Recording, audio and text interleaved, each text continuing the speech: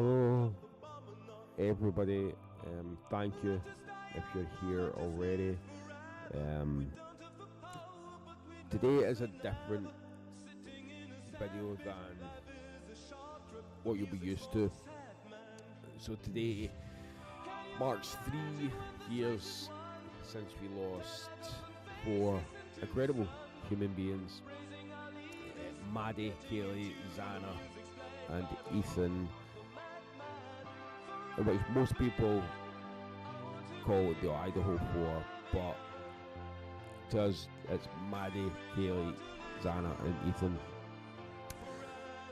So the plan for today is me and Jason were sitting and we thought about everything we could do to just remember these 4 great people, and we think this was the best possible thing we could do. So we are going to replay the entire remembrance service that was held in 2022 for these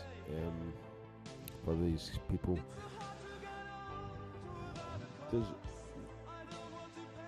Throughout the remembrance video, if any comments come through, I will not respond. I am not going to be speaking all the way through it. Any comments, any questions, I will answer at the end, or I shall answer in the comments. But yeah, so today is just basically to remember these 4 great people. I'm sure that I'm not the only one that will be doing something like this today. I've already seen quite a few great tributes on TikTok and Facebook from Kaylee's family's Facebook page. It's tragic that these 4 lives are not still on this earth, just through a cowardly act. But we're not going to speak about that.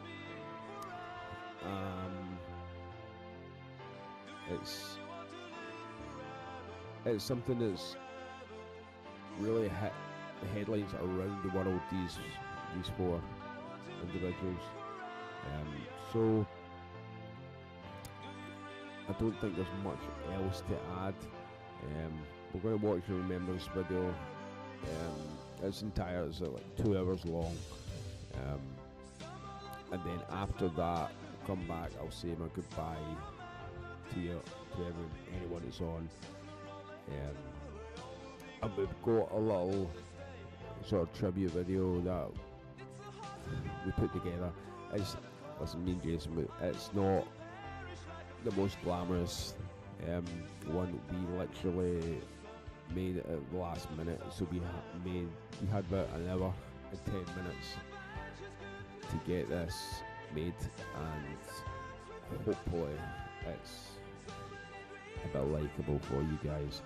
So we're going to jump into the remembrance service. Remember, I am not going to be speaking through the video. If any comments come up and I need to answer, then I can also answer in the chat. So I've got the chat here. I've not got any of the studio up. I don't know views, who's watching, who's not. That's not what we're in it for the day. We're not in here for the likes, the shares, and the algorithm thing. So we're not here for that. We're just here to basically remember Madison Morgan, Kaylee Goncalves, Xana Carnodo, and Ethan Chapin, who were sadly taken from this world 3 years ago today. Okay, so let's get into the remembrance video, and I will speak to you at the end of it. Okay.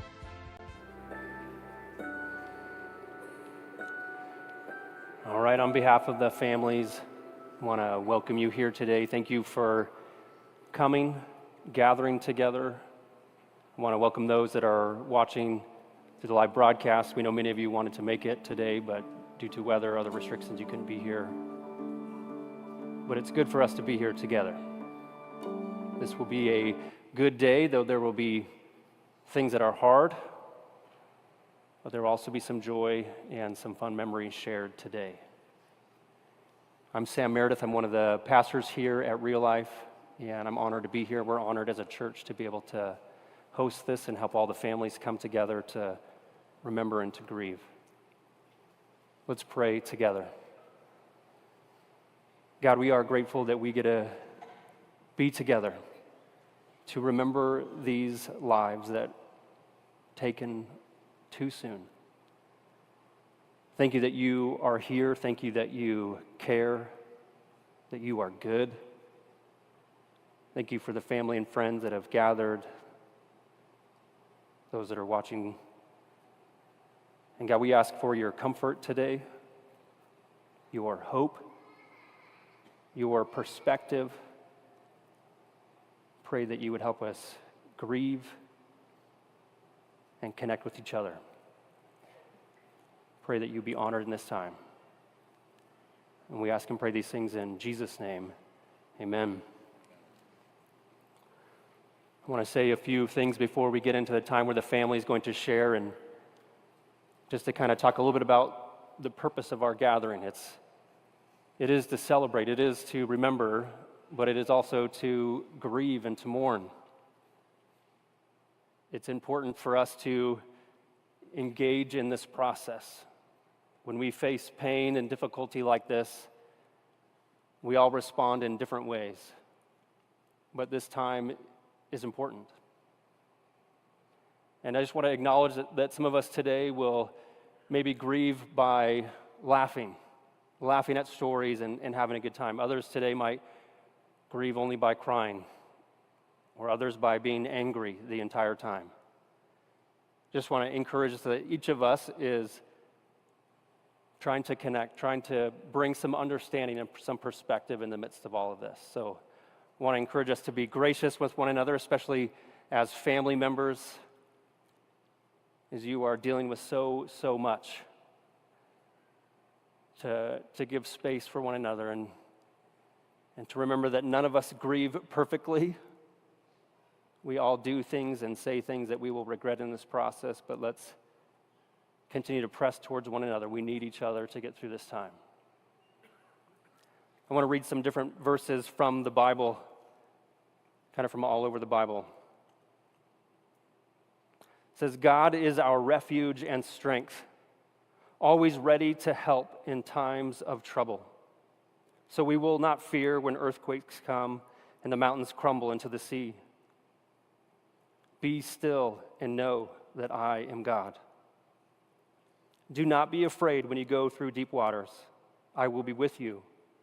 When you go through rivers of difficulty, you will not drown. When you walk through the fire of oppression, you will not be burned up. The flames will not consume you. For I am the Lord, your God, the Holy One, your Savior. For the Lord your God is living among you. He is a mighty Savior. He will take delight in you with gladness, and with his love he will calm all your fears. He will rejoice over you with joyful songs. All praise to God, the Father of our Lord Jesus Christ. God is our merciful Father and the source of all comfort. He comforts us in all our troubles so that we can comfort others. And then Jesus said, "Come to me, all you who are weary and carrying heavy burdens, and I will give you rest.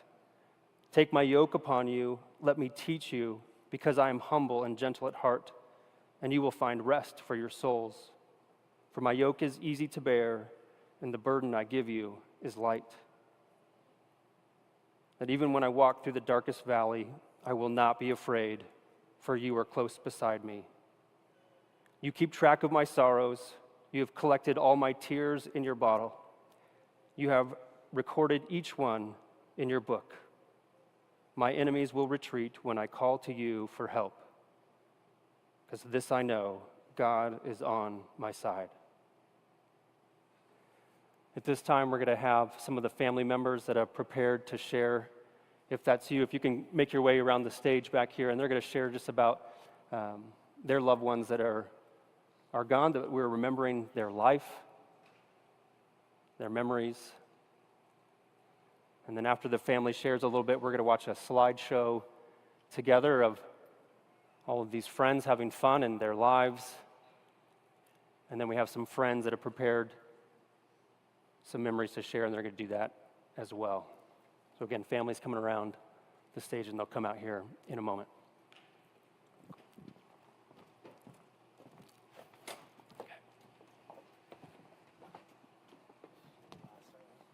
So you guys can see here, you can watch right there.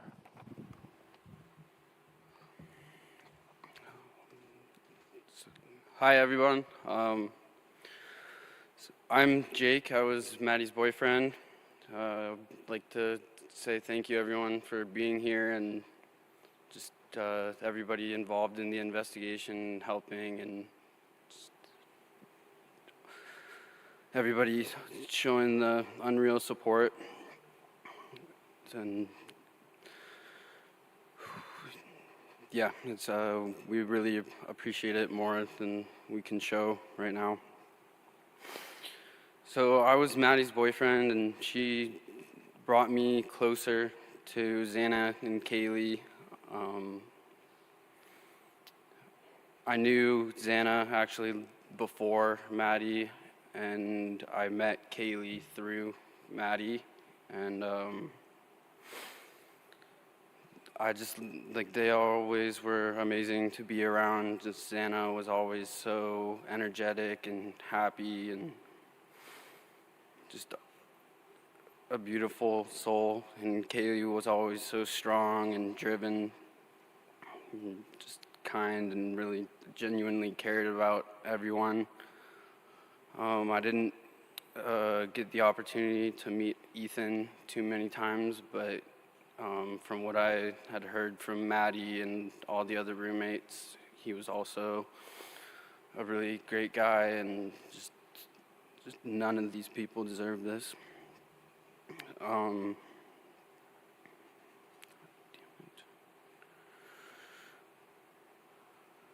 So I met Maddie her freshman year of college. We went to high school together, but I was a couple years older, and didn't really get to meet her until she came to University of Idaho, and she got in to the Pi-Fi house, and I had multiple friends in there, and they just really took Maddie under their wing, and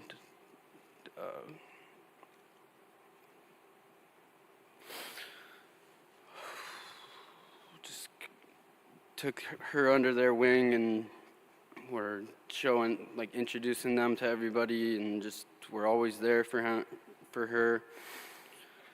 She was always surrounded by a good group.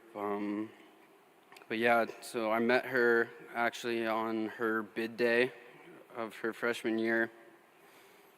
I don't necessarily think she was supposed to go out that night, but luckily she did, and I got to meet her that night. There were times throughout that school year where we got to hang out, and just I got to get to know her a little bit, but I didn't really realize that I was in love with Maddie until the summer of 2020. We went to McCall, and I got a boat that summer, and we got to spend a lot of time on the water. We floated the river and just hung out every chance we got. And then when we went back to school, I lived in an apartment, and I would just always invite over the Pi-Fi girls to get an opportunity to hang out with Maddie. We didn't go on our first date until Valentine's Day that next school year, and we went to the breakfast club in Moscow, but we didn't officially start dating until April 27th that year.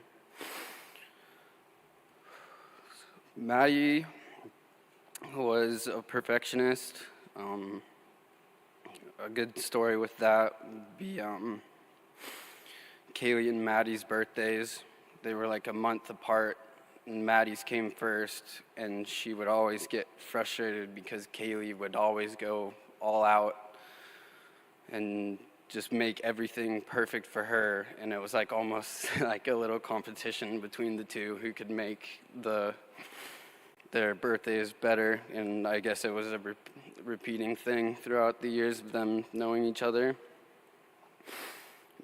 Maddie was the best at spreading love to all of those that were close to her. Every time I talked to her on the phone, she would end the conversation with "I love you," and I would always say it back. She was always smiling and dancing and laughing, and she was really observant of things. She would point things out that she thought were cute, which was something usually pink or tiny. She always loved being comfy. Like if we're watching a movie or a football game or anything, she's got her comfy socks on, blanket, and was just always making the best of every situation. She was nice, she was funny, she was confident. She knew that she was, she knew her worth. I had to work for her, it was worth it. Just so confident. She knew that she was beautiful inside and out, but she was also humble about it.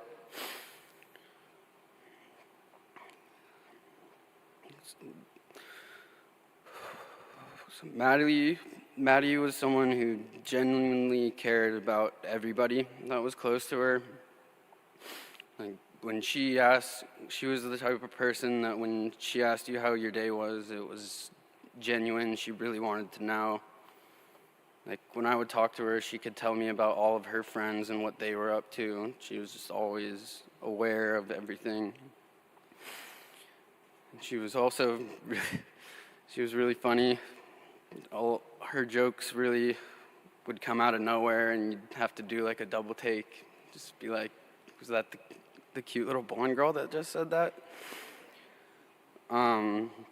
She would always express her love to everybody with words and hugs. She was really good hugger. She was always someone for her friends, her family, me, and just really anybody that needed advice or a shoulder to cry on, or a person to hug. Maddie was the go-to for that.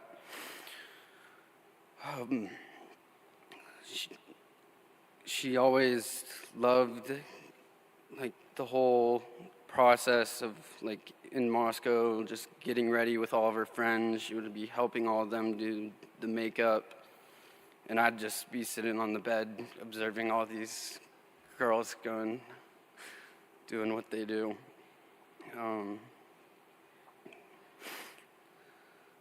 So Maddie was my best friend. She was the first person I talked to every morning and the last person I talked to before bed. But I was lucky enough to be able to explore life with Maddie for about 2 years. She was the one who knew me best, and she saw me at my highs and my lows. Just helped me through everything. She was always there for me, just pushing me to be better and to spread positivity. I think that's what she wanted. and she was the person that I loved the most, and she loved me the most too.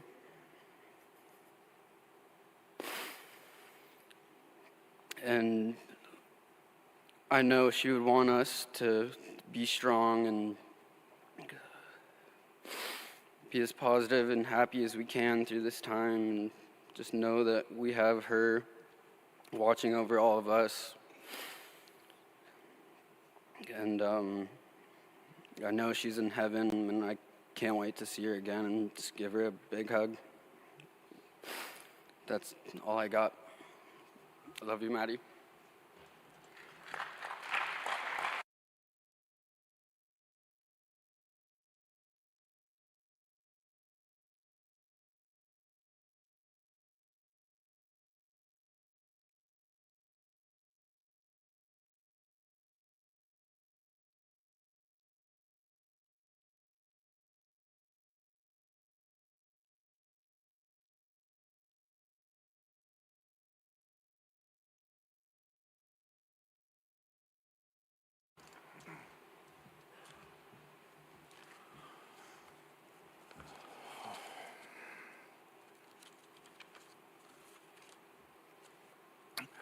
Thank everyone for coming tonight. We really appreciate it.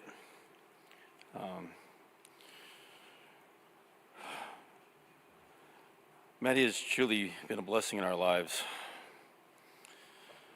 Watching her grow and mature into the amazing woman she become is truly priceless in our hearts. She was the world to us. Maddie was such an easygoing, loving child growing up. She was patient and a relaxed toddler most of the time. And as a teenager, she didn't really give us many worries or trouble. Anyone who knows our family knows that we're Steelers fans. I know. Favorite memory for me was watching the game with her, and every time the Steelers scored, I'd pick her up, and I'd hold her high in the air, and we'd celebrate together. And she'd always just laugh so hard at that. We'd just crack up and have a great time.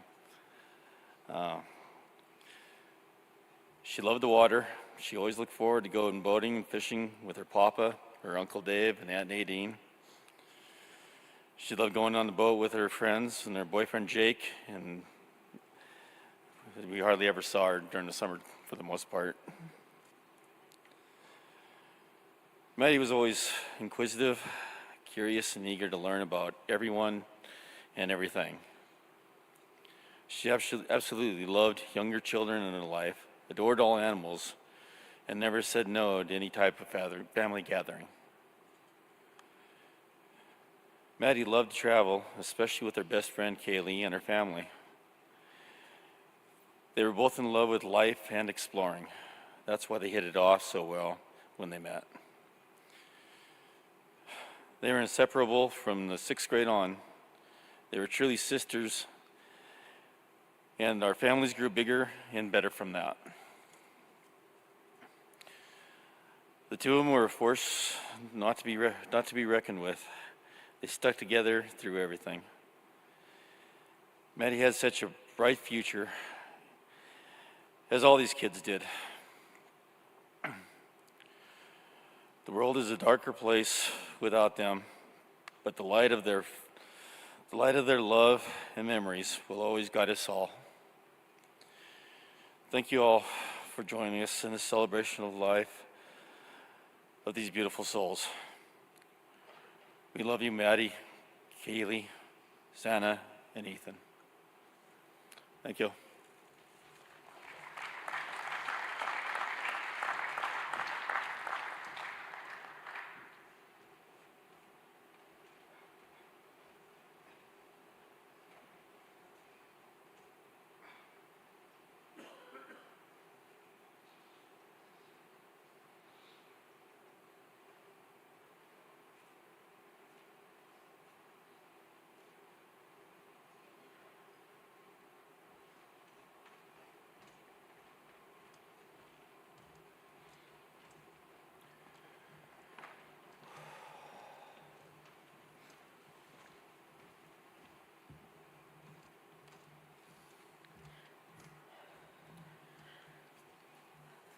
want to thank you guys all for coming here today.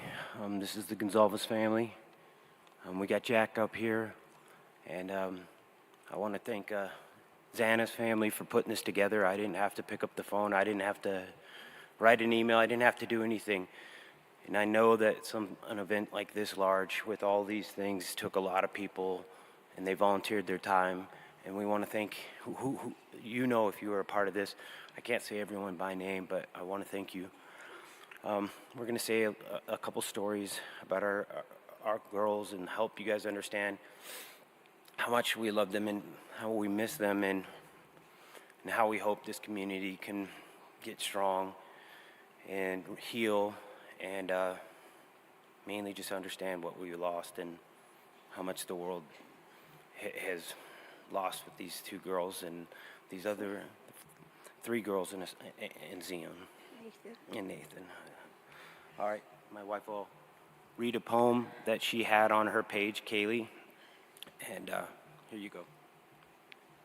I came across this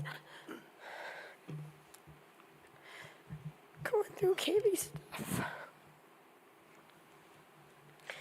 It's called Milk and Honey.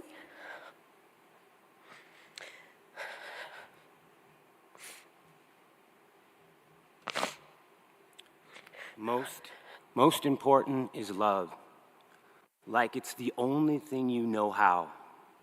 At the end of the day, all of this means nothing. This page, where we're sitting, your degree, your job, the money, nothing even matters except love and human connection. You, who you love, and how deeply you love them, how you touch the people around you, and how much you give them. Reflection was getting me. Kaylee was our middle child out of 5. She was always competitive. She was smack dab middle, so Stephen and Olivia were a little bit older. And Aubrey were a little bit younger, so she kind of had to figure out where to fit in, and she definitely did. There was never a day that she didn't want to race her brother because she was just determined that girls were faster than boys, or that she didn't want to go bug her little sisters and make sure they knew that she was older and they were the little sisters. Kaylee is a huge part of our family. The dynamics of our family will never be the same. We know that this is God's will. It's hard to accept. But she was a beautiful girl. She started junior high with Maddie, as you all knew, and our family became 6 very quickly. There was a lot of friends throughout this family that came and gone and went and whatever, and we're still friends, but we don't see them that much. That wasn't Maddie. Maddie and Kaylee were by each other's sides every day. They went to other countries together. Karen took them to Hawaii together. We took them to Mexico together. They went to college together. They went to high school together. They lived in their own apartment together. They were sisters. She was one of ours. And we're just heartbroken. And we know it's just going to take time for everybody to heal. If that's possible. I just pray that it is. Thank you, everybody. You guys want to say anything? We're going to share just a little bit of a story so you could understand how Kaylee was. My father, who also passed away this year, he's that guy that sits in the lazy boy chair and has the controller and owns the room. Well, when he wasn't looking, he'd go probably get himself a beer or something, and Kaylee would grab his controller and pull the batteries out of it and go hide them. Like 2 years old, like 2 or 3 Two- years old, little. Yep, she was 2 years, 3 years old. My dad would rant and rave that somebody was hiding the batteries, and we just thought he was kind of losing his mind because it was happened like 4 or 5 different times. And Kaylee would just sit on the couch with a big grin on her face and just watch what my dad would do and how upset he would get. And I believe that's around the time that my dad named her K-Bug Bug us. because she bugs everyone. And it stuck because it was appropriate. She wasn't perfect. She was our little girl. She was ornery, and we loved her for that. You know, it was okay that that was her signature, and nobody tried to change her. Another thing. Similar to the battery story, back in the day when we had cordless phones, 3 or 4 throughout your house, going to my sister's, her favorite thing to do was to throw them in the toilet. So she would tell me, Christy, Kaylee threw the phones in the toilet again. I'm like, I'm sorry, sissy. I'm sorry. Can we dry it out? Is it done? Was it clean water? I don't know how many phones I had to replace because for whatever reason, she would throw those cordless phones in the toilet. All right, I think that's everything. Is that Olivia? everything? You want to say something? Oh gosh, so I'm Olivia. I don't even know if I need this mic. I have a loud voice. I apologize. I'm Kaylee's older sister. And I mean, everyone's kind of said it. She was kind of a pain in our butts, but she was our pain in the butt, and we loved her. But one story that I, for whatever reason, thought about when I walked up here, and I haven't thought about in a long time, was one time my sister came to me and she said, Olivia, I think I got something stuck up my nose. And I said, whatever, what do you mean you have something stuck up your nose? She said, I feel like there's something stuck up there. So I go and I press on her nose, and there's a really hard lump in there. So I'm like, we're gonna have to go talk to Mom. This is serious. So we take her up to Mom, and sure enough, she had a bead stuck up there. So we wind up going over to our aunt's house, Aunt Tammy, to kind of try to fish out this bead, and eventually we get it out, and we ask her, we say, Kaylee, how did you get that bead up your nose? And she goes, I don't know. It must have popped up there when I fell off the bed. And I don't know why I thought of that story. I don't know what it says about her, but that was one of my favorite stories of Kaylee. She was a turd. That's what it means. So, along the lines of her poem, I just want to tell everyone, if you can learn from our disaster that we're all working through together, you really have to just take care of each other. You got to reach out and hug people, make yourself uncomfortable, and just be part of the healing and take advantage of every opportunity that you can tell your child that you love them. And don't let them walk out that door without giving them a hug, even if they're annoyed and they don't want you and you're embarrassing. Just say, I'll hug you longer if you just don't get this over with. So if that's, it's going to take that. This community is going to help us. We all know that we can't do it alone. And I thank you guys all for here and starting that process right here in our own little community. Thank you, guys.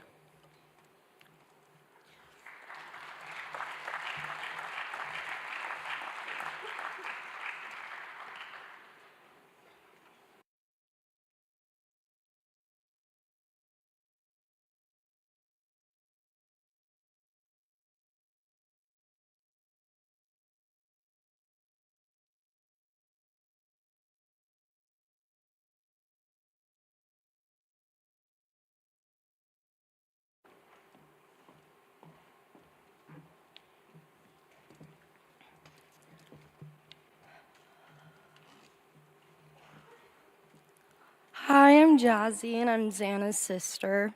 First, I want to thank you all for coming. It's really nice to see so many familiar faces and so many people that had so much love for Xana, Ethan, Kaylee, and Madison.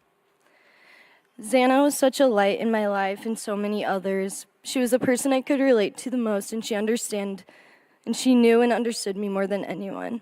Losing her is the hardest thing I've ever had to go through, and it has left me heartbroken. Xana was the funniest person I knew and made me laugh every time I spent time with her.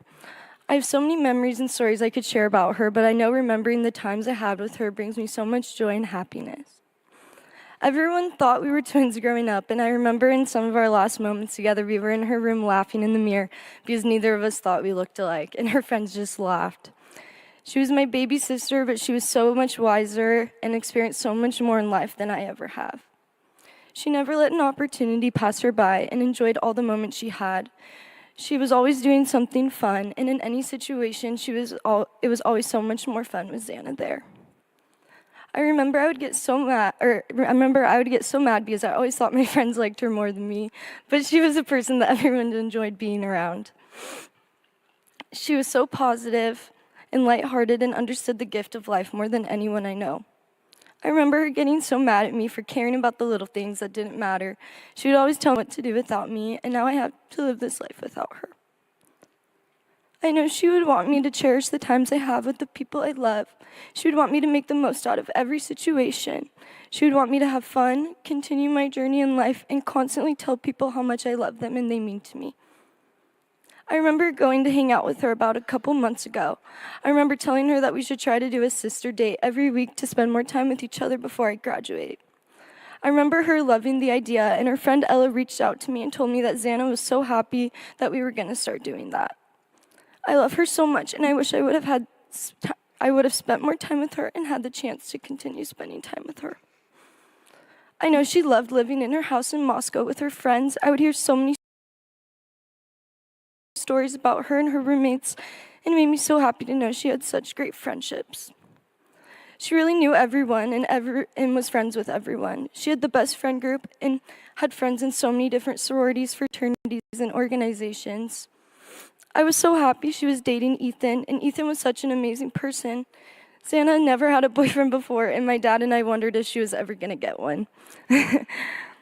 Ethan was that special, though, because I know she was picky with boys.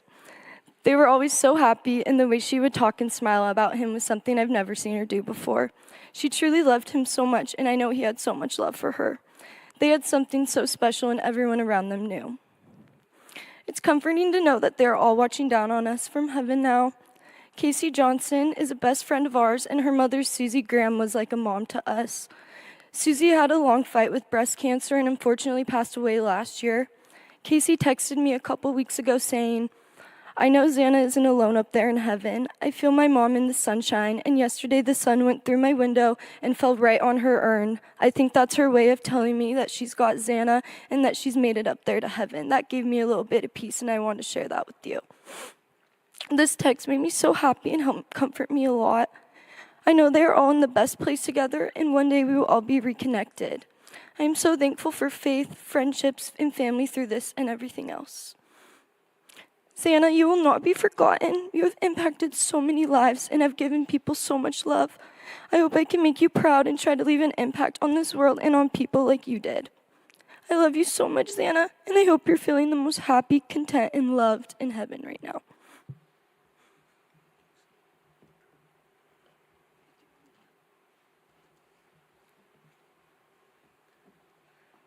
Well, I'm Jeff and Xana's dad, and I think that Jasmine pretty much said it all, and, everything that needs to be said, except for, we're going to miss her. We're going to miss her more than anybody knows, and I know a lot of you people, the ones that know her, are going to be right there with us. It's going to be a tough road. That kid was just, she shone light to the day when you see her. And she taught me a lot of stuff. She taught me how to be a dad. And I didn't know that until she was gone, It's like, Xana, you taught me something. I didn't know that.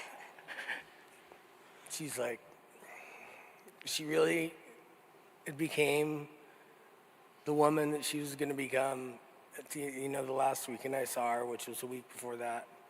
She was taking care of the house. She was taking care of things. She took my keys from me and said, "You had too much to drink, Dad. You can't drive. We'll get you a ride to your hotel." She was being the mom to all the kids and the girls, And I was really happy to see her there happy. And that's what I remember that weekend, is her being happy with the other girls, taking care of stuff. The house was beautiful, taking care of everybody. Everything was just about as good as it ever could have been in my picture as a parent. What it was going on in U of I, good grades. So I can remember that. Doesn't make it better, but it makes it a little bit easier. You know, to know that it wasn't like it was a, you know, there was issues, because there was or wasn't. We'll never know, you know. So, anyways, that's all I got, and thanks everybody for coming. And we're good. Thanks everyone for coming. My name is Kim, and I am Xana's aunt.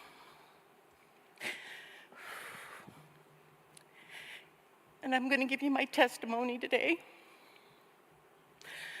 At first, when we heard of the news,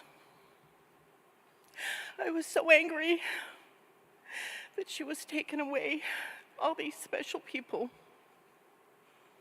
And you never think it's going to happen to your family. And then I had to sit back through my tears and realize that I really was blessed. I was fortunate to have Xana live with me for a couple years.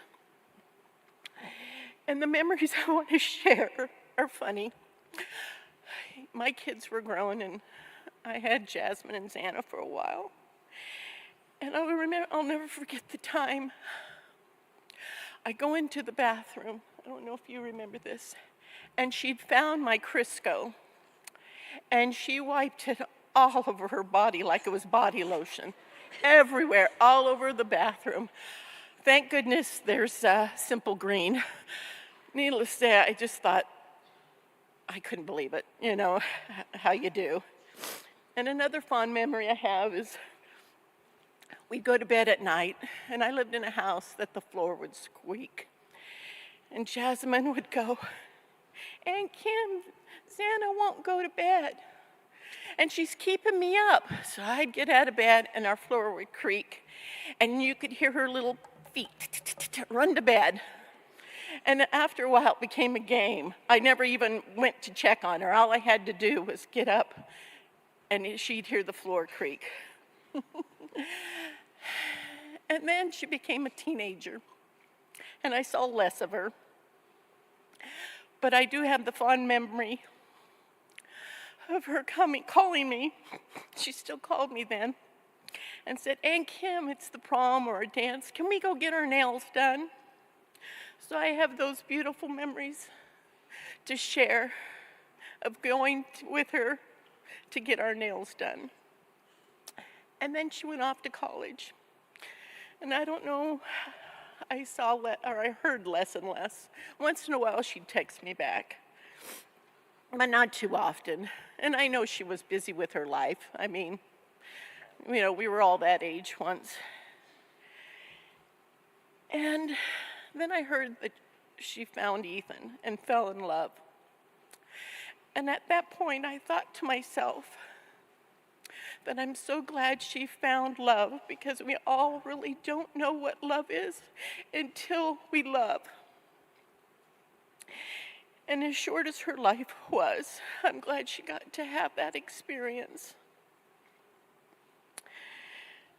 And through all this, like, I had a whole bunch of stuff in my mind, but through all this, I hope we can all look through that dark tunnel and see the light and follow that light. And I pray that we have justice someday. I say these things in Jesus' name. Amen.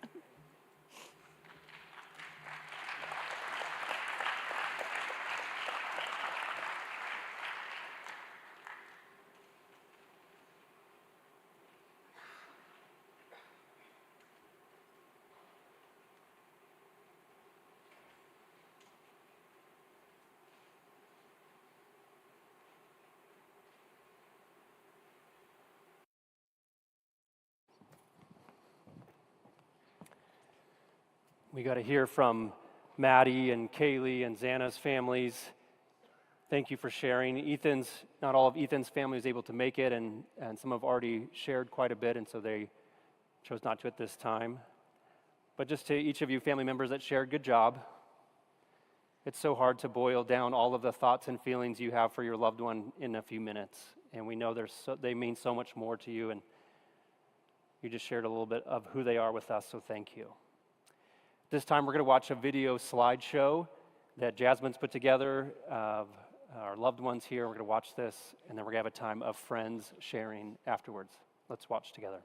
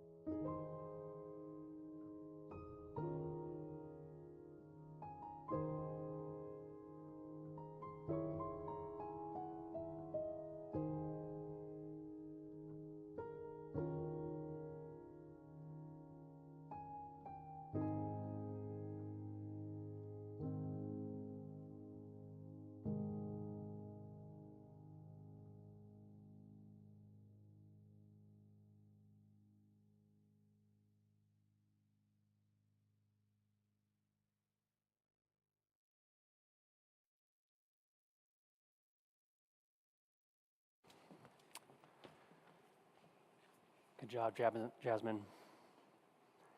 At this time, I'd like to invite the friends that have planned on sharing, if you would come around the backstage here, and we'll start to have a time of the friends sharing about their loss of their loved ones and the memories and the stories that they have for them. So the friends will come around the side.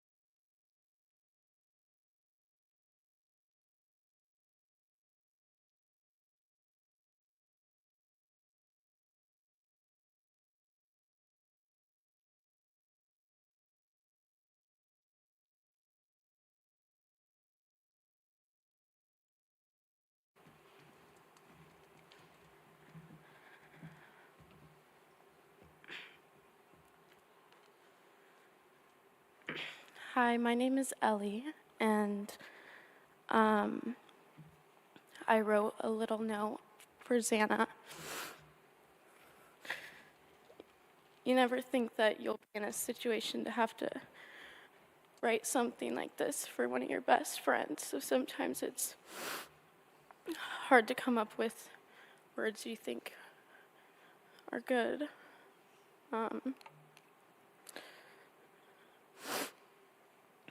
Xana, you were once in a lifetime friend. You are one of a kind and someone that was so incredibly easy to love.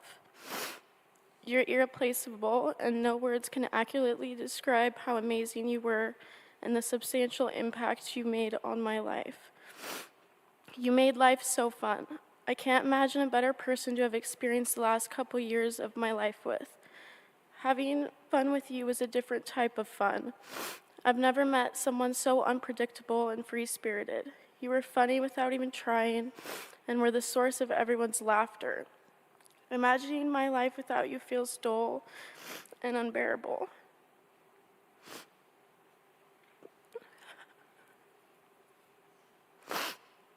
You were a genuine and sincere friend. I think of the times I got to spend alone with you and the memories we made together and how truly special I felt to be your friend. You did a really good job of making everyone that was close to you feel significant and loved. Not many people get lucky enough to have a friend like you, Xana. I will always feel so blessed I got to experience so many new things with you. I know you will always be with me and looking over us friends. You took a little piece of me with you to heaven, and I'll miss you forever. Long live one and only DJ Xan. Hi, I'm Maya.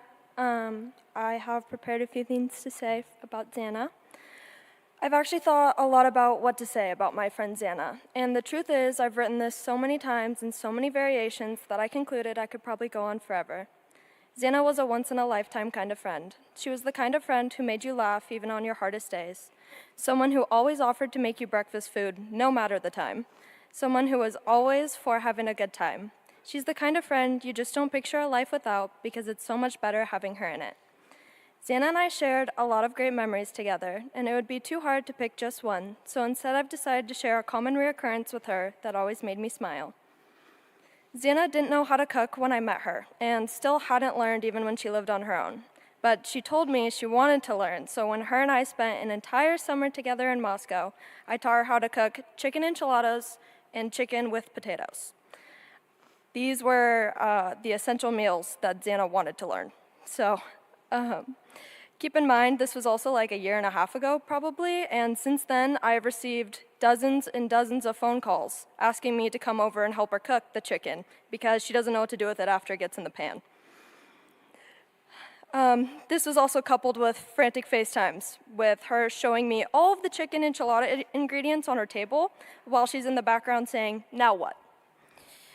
These calls never failed to make me smile, and some of my very favorite memories have been with Xana, and I am certain I will never have as much fun as I did with her. She is easily one of the best people I've ever met, and I hope heaven knows how lucky it is to have her. I hope they have unlimited chicken enchiladas and blasés on repeat for you, my Xana girl. To say I'll miss you is an understatement, so instead I'll say I'll carry you with me forever.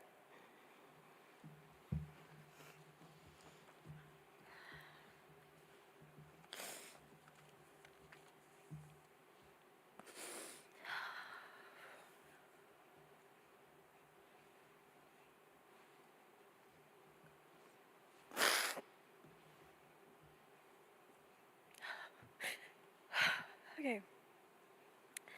Hi, my name is Emily. I was one of Xana's best friends.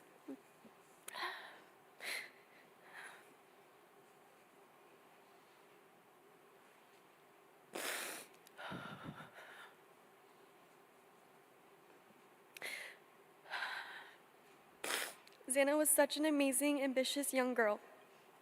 She was someone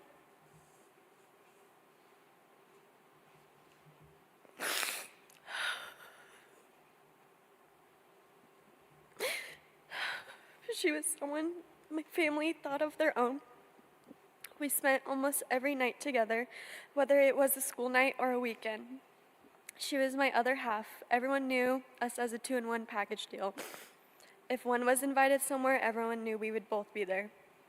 Xana and I had an unforgettable friendship from the first day we met in the 4th grade.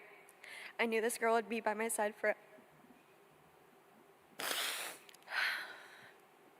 I could go on and share all the memories we have together, but we would be here for who knows how long. I just remember how mad our sisters used to get when we got invited to hang out with their friends. They used to tell us all the time how we were the cooler ones. We knew how annoyed they used to get, yet we still did it anyways. We would show up, have fun, knowing our sisters were across the room giving us the side eye. We loved it. We loved knowing that our presence meant so much to them. Xana was always the fun, crazy one while I tried to keep up, yet still made sure we got home safely. She always cared about everyone and made sure everyone was having just as much fun as her. She was everything, an amazing friend, comedian, pop star, therapist, sister, girlfriend, and daughter. This girl was the light in everyone's life. She lit up every room she walked in. She didn't care about what anyone had to say about her. She definitely lived up to the term YOLO. She always told me that if she were to die tomorrow, that she would be okay with it because she has lived every day to the fullest as she could and has left her mark on this world. I told her how much she meant to me every time we saw each other. She always told me I'll forever be her #1 best friend. Even though we went to different schools, we still made time to see each other. This girl has managed to convince me to drive down to Moscow during a snow blizzard just to see her. How could I say no when she guilt trips me all the time saying she never gets to see me? She would reintroduce me and then introduce me again to all her college friends as, "This is my best friend. She's Asian," as if they couldn't figure that one out. Xana is someone so special that I'll forever hold so close to my heart.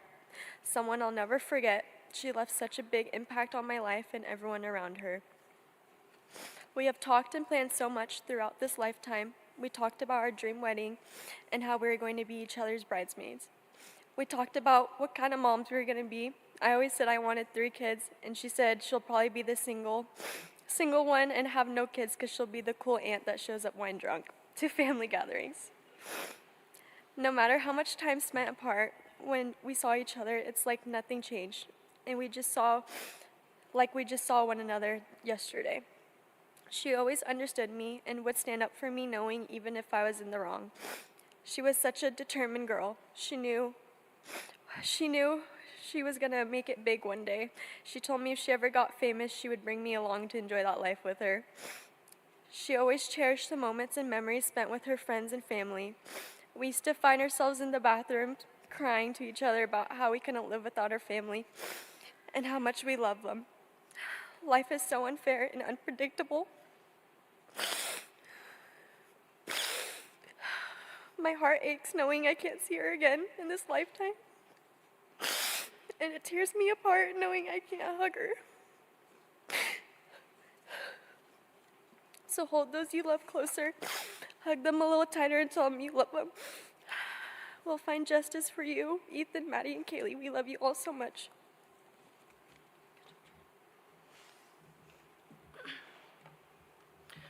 Hi, I'm Ella. I met Xana when we first got into our house at Pi Phi at University of Idaho, and she quickly became one of my best friends. I think we all know that Xana was a very special type of person, not the type of person that many have had the blessing of meeting in their lifetime. What she had was so special, and we all saw it and felt it every day. She cherished every moment she had with any other person, and she cared about her relationships above anything else. And that is the best quality anyone can have of a friend, family member, or girlfriend. And that was one of my favorite things about her. She was just pouring love to everyone, whether it was a close relationship or someone she had just met. I just know I'm going to miss having that. Just being able to sit on the couch, doing absolutely nothing, but having the best time just because you were with and around her. I have so many memories that I hold close to me, and choosing one is hard, but here's one of my favorites. It was at the end of the school year, freshman year. Lots of people had already gone home, and you know, Moscow in the summer, it gets pretty hot. And Xana and I and probably a few friends were sitting in the lounge at our sorority house one morning, and we decided we wanted to go get a kiddie pool to swim in it. So we called around Moscow asking, and we finally found one. And when we went to go pick it up, people that are around saw 2 adult college kids running in the parking lot with a kiddie pool above their heads, screaming, "It's time to swim, let's go." So we shoved it in the back of my car. We grabbed Emily along, and we went to Sigma Chi to go swim. It was more sitting and trying to fit all 3 of us in the tiny pool than anything else. And that kiddie pool came center to a lot more memories entering into the school year too. I wanted to share this story because it's not much, but it's about the little things and the spontaneous things. Things that don't seem interesting, but they become the best days of your life because of the people you were around. And a lot of my best days had Xana there. Xana, you are the light of so many lives, and one of the best parts of mine. I'll miss you every day and carry you with me. I love you.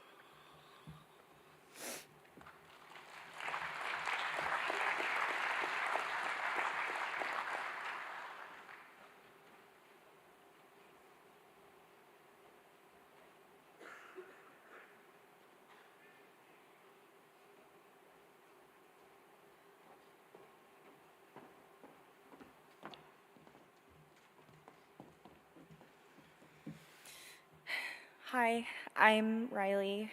I was really good friends with Kaylee. Anyways, yeah.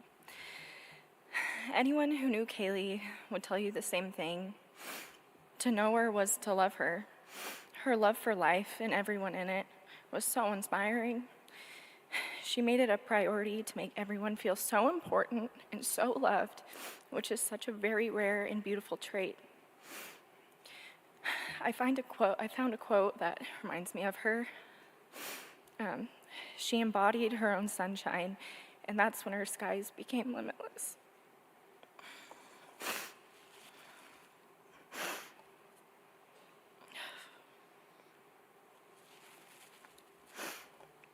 And that's the thing. Kaylee's skies were limitless. She had a drive and a passion for life.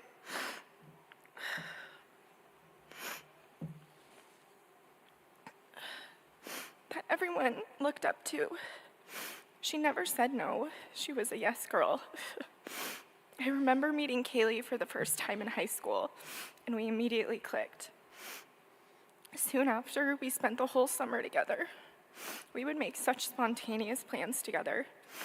I remember she called me one day, just a random day, during that summer back in 2019, telling me, not asking, saying, hey, be ready in an hour. We are renting paddle boards. We're going to spend the day on them. And, that's something that I really adored about her, her spontaneity. We became the best of friends that summer. When it was time to go to U of I, Kaylee and I made plans to join the same sorority. Although we are not technically supposed to try to plan out what sorority we're going to join, we did. Bid day in 2019, Kaylee and I both ran home to Alpha Phi, which made us not only best friends, but sisters. We made so many friends and took on college together. Our sophomore year, I remember Kaylee coming into my room just weeks before spring break, like 2 or 3 weeks before spring break, saying to me, hey, let's go to Cabo for spring break. Can you make it happen? Oh, sure enough, we made it happen. Kaylee, I, and 2 of our really close friends, Zoe and Josie, flew down the California peninsula for the best vacation to date. She was so go with the flow and wanted to do everything on that vacation. The 4 of us were unstoppable on that trip. These are memories that Zoe, Josie, and I will cherish forever with her. Kaylee had a light in her, and it's our job to keep that light burning. We should focus on living like her, never saying no, loving everybody, and taking every chance that may come on our paths. I'm so blessed to have had you by my side all these years, Kaylee, and I promise to live.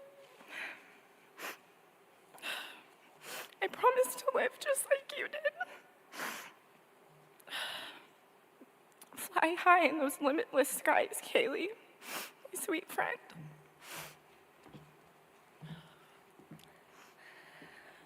Hi, I'm Jordan. I was one of Kaylee's close friends.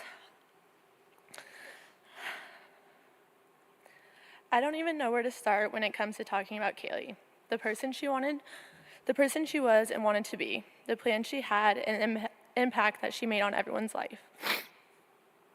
Kaylee and I had so many plans. We were planning to move together in June, and we finally, and I say finally, because it took us about 7 months to decide on a place, but we finally decided on Austin. If you were to ask us why we chose Austin, neither of us really could tell you. Our friends just simply got tired of us talking about it and forced us to decide. We talked about Boston, Nashville, San Diego, Charlotte, and even Knoxville, Tennessee. That was our biggest problem. She wanted to go everywhere and anywhere, and I was the same way. She wanted to see the world, and I was right there by her side. We often joke that someone could point to a place on a map and say, move here, and we simply would. One time, I sent her a TikTok, and the person moved to Greece, and I said, let's do it. And she said with complete seriousness, well, I'm down. Kaylee and I shared something special, a need to experience life to the fullest.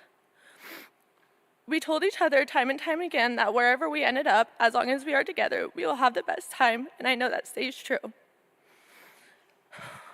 That was the thing about Kaylee. She lived life, and not in the sense that we were living every day. She truly, 100% lived life to the fullest. And for that, I am so honored and proud to have been a part of her life. Anything, and I mean anything we would do, she would turn into an adventure, a memory, a time where we laughed and nothing else in the world mattered. Something that we would have fun doing, even if it was going to Walmart to get a bottle of wine. We would have a blast doing it. I have a lot of favorite times and memories with Kaylee that it's hard to narrow down. I mean, we studied for our praxis for months together, and it was the most miserable time, but also one of my most favorite times to look back on. If I had to pick one of my most cherished memories we have, it is the itinerary we made. So it was the week before finals, and me, her, and the other member of our trio, Cass, had so much to do, and we all decided to study day and night during the week to finish everything we had due the following week. I mean, we did everything. We were even emailing our professors asking if we could do assignments and tests early. We grinded, and somehow the three of us finished and had all of finals week free, so we made the most of it. We sat down one night and planned every day out, and sure enough, followed through with it all. It was jam-packed with plans, but we didn't want to miss out on anything, and we wanted to create memories and live our last finals week in Moscow all together as best as we could. That's the kind of person Kaylee was. She wasn't letting life go by. She was living life to the fullest. Kaylee was a very special person.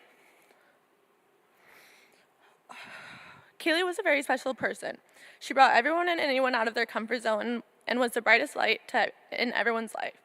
To know Kaylee was to truly love Kaylee. She was everyone's go-to girl, down for anything, and the most selfless and kind person I had the pleasure of knowing. It breaks my heart that we won't be able to live out our dreams together. But for Kaylee, I will continue to live in capital letters. I will live in New York for us because that was a dream. I will travel all the places we wanted to travel, and I will continue to say yes and turn the smallest things into an adventure, because that's exactly how Kaylee would want me to live. Kaylee, you will never be forgotten. We will live right for you every day with your mentality in our mind. We love you so much.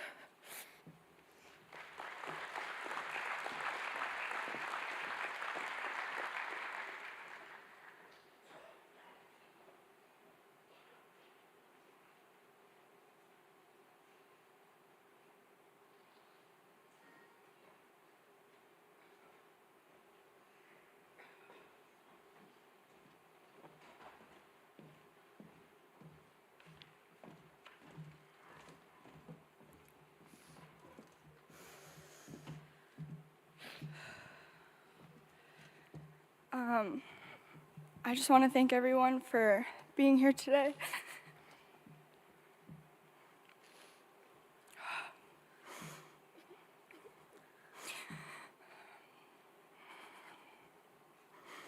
My name's Ashlyn. I had the honor of calling Maddie my best friend. She was truly the definition of the happy parts of life. Maddie.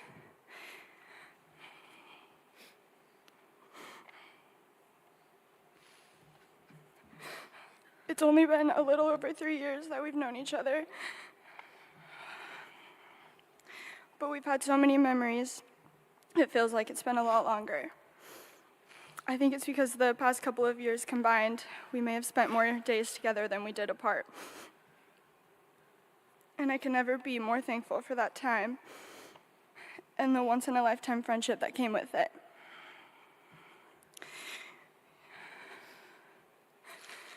You grow so much as a person on your own in college, but we got to grow together through every step of the way.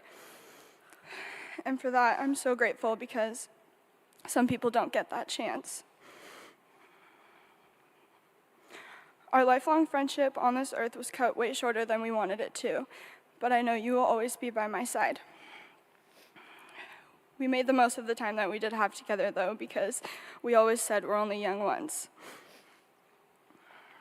We've experienced so much together, from sharing a room in Pi-Fi to traveling together, celebrating birthdays, and everything in between. It's hard for me to choose just one memory that stands out. But what made our friendship so special were the little things that we did together, like waking up each morning together and making our coffees, telling each other every little thing that we had on our agenda for that day, self-tanning on Wednesdays, listening to music, and getting ready together on Thursdays, even sharing a zipped-up hoodie on a cold night out, and always having our sweet treats after dinner. We pretty much did everything together. Our weeks were like copy and paste there for a while, and you were truly my partner in crime. It never mattered where we were as long as we were together.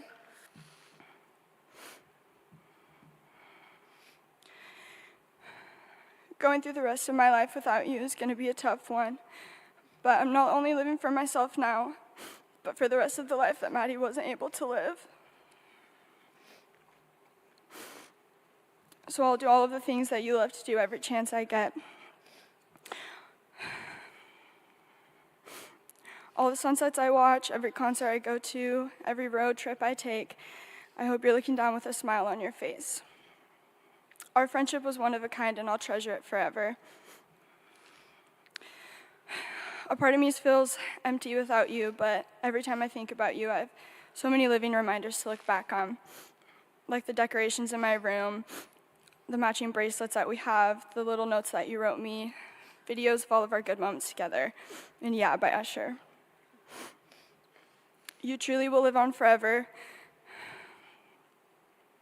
not only in my heart, but in the heart of so many people that were impacted by your beautiful smile, your grace, your patience, your open heart, and your craziness.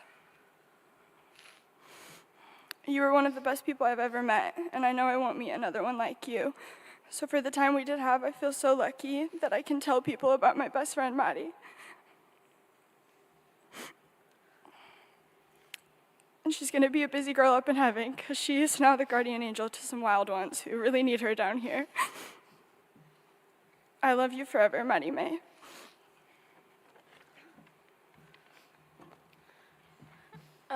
My name's Sophia. I didn't have anything prepared because I didn't think I would be able to get through more than like 2 sentences. But Maddie was one of my best friends, and she was also my little in her sorority, and that was just a bonus. But she was easily the best person that I knew. She loved everyone around her more than life. She loved her mom. She always told me, "Don't you think my mom's so cute and so pretty?" She knew that you did everything and anything to make her live the best possible life, and she always made us aware of that. She loved Jake. She would always say, "Don't you think he's the best guy? He's so perfect for me." And she loved all of us, and like we could just tell it was so evident, and she was so loved, and she lived her life to the absolute fullest.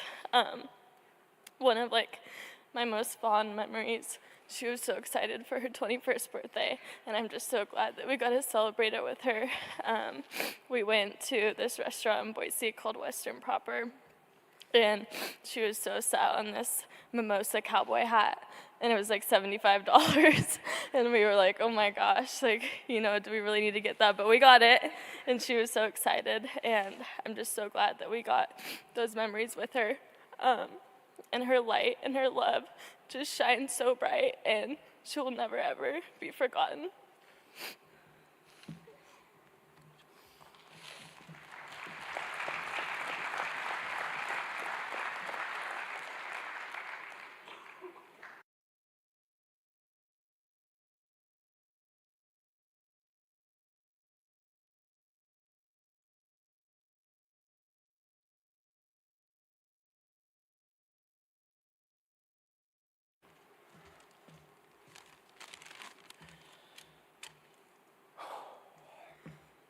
Hello, my name's Hunter Johnson. Me and Ethan became best friends over the last year and a half we spent at the U of I. And since we became such good friends, I feel honored and privileged to even be able to share who he was to everyone here.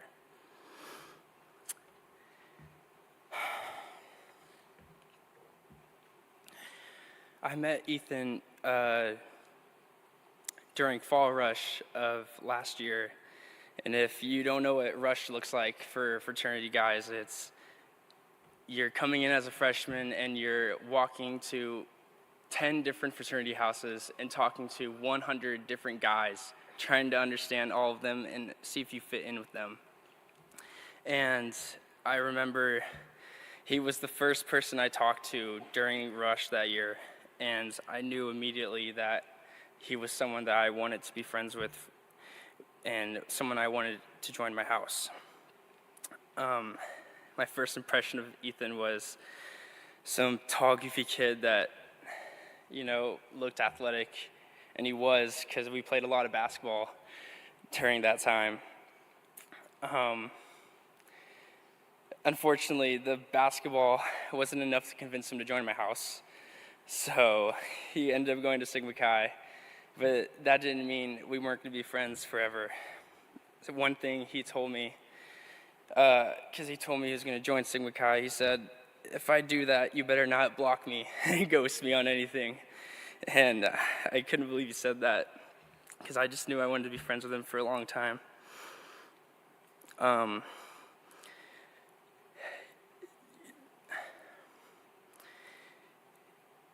He had such an infectious smile and a charismatic personality. And if you knew anything about Xana as well, they were very similar in how they acted together. Me and Ethan shared a lot of memories together. Usually at a party where me and him would be controlling the aux and be singing at the top of our lungs any country music song when 50 other people in there not saying a word, just us singing as loud as we could. Some of my other favorite memories that I had with Ethan also included Xana, and those were the times we spent on the golf course. Me, Ethan, Xana, and Emily, we went a lot over the summer and before summer. And you knew it was going to be a good time when we went golfing, when we had more drinks in our bag than we did golf balls. And we usually had to send Xana and Emily to go throughout the forest to look for more golf balls for us, because we ended up losing so many. If you knew Ethan, he was never angry about anything. He would never get upset. You couldn't upset him ever. And one time we went to play 18 holes, and he wanted to bet money every hole, $2 every hole. If you won the hole, you got $2. If you tied, you didn't get it, it just turned to $4 the next hole. And I remember he won the first hole. He whooped me, actually, that first hole, and I remember him being so happy, and he was pretty confident going up to the next hole. Unfortunately for Ethan, I ended up winning the next 17 holes.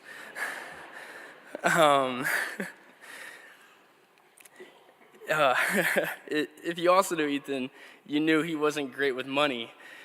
And so it wasn't a great feeling when I had to come up to him and ask for the $34 he owed me after the round, because he would ask me to get him drinks every week. He'd say, Hunter, I need some Bud Light Limes. Can you go to the store and get me some? And I was like, yeah, Ethan, I'd love to, after you pay me back for the last 2 weeks that I got you Bud Light Limes. But so yeah, as you suspect, I never got those $34. Ethan was always someone you could count on to make you smile and cheer up your mood. Everybody loved him and his beautiful mustache he had, and I feel so lucky to have shared so many great memories with him.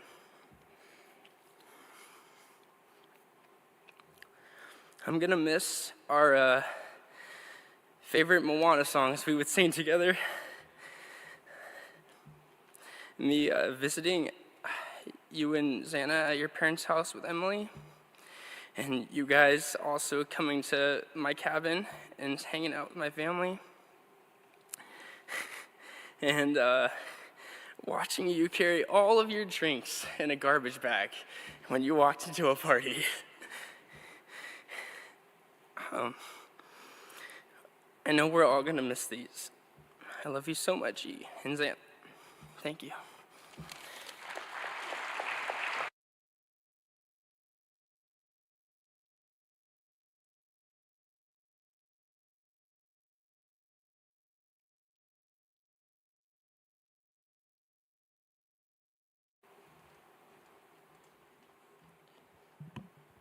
My name is Chris. I'm one of the pastors here, and I'm going to be reading 2 different letters, one from Dylan and one from Bethany. This is from Dylan Mortensen. To Xana and Ethan, the 2 best friends but perfect pair together. They had this unstoppable, loving relationship. They both would look at each other with so much love. Everyone knew they were the perfect duo. They both had this fun, passionate, crazy, but good energy. They both were the kind of people who cared about everyone and would help anyone. Xana was the life of the party. If she was there, it was going to be great. But Xana was so much more than a girl who could just have fun. She was strong, intelligent, hardworking, and a beautiful person. Xana was taking this math class, a class I was also taking, and the amount of effort and hard work she put into that class was the only reason I tried to pass it. She would constantly uplift me and tell me I could do it. Xana was also a very big people person. She could make a conversation with anyone, any friend and any parent. She loved the parents, especially the moms. Every tailgate, she would talk to a new mom, get their phone number, and text them. Everyone that got the chance to know her loved her. I was and am so lucky to have experienced a life with her, as her being one of my closest friends. I didn't know Ethan until this semester. I wish I would have gotten to know him more. He was so sweet and loving to Xana. Xana was like his whole world, and you could see it in him. While Ethan was like a friend, he was also like an older brother to me. I got to experience what an older brother would be like. He was this goofy guy who I could make sarcastic jokes to. Every time I saw him, he'd give the sarcastic jokes right back. He was also loving to my friends and to me. He cared like Xana about everyone. He was easygoing and easy to talk to. I'm glad I got the time I had to know Ethan, and I'm so thankful to have gotten to know such an amazing person. I know somewhere Xana and Ethan are together, keeping each other company, watching us and telling us it's okay and that we have each other. Maddie and Kaylee, the inseparable duo, the 2 best friends that were like sisters. Maddie and Kaylee were like second moms to me. They taught me a lot on how to be a responsible adult, but also how to live life happy. They changed the way I look at life and how to enjoy life to the fullest.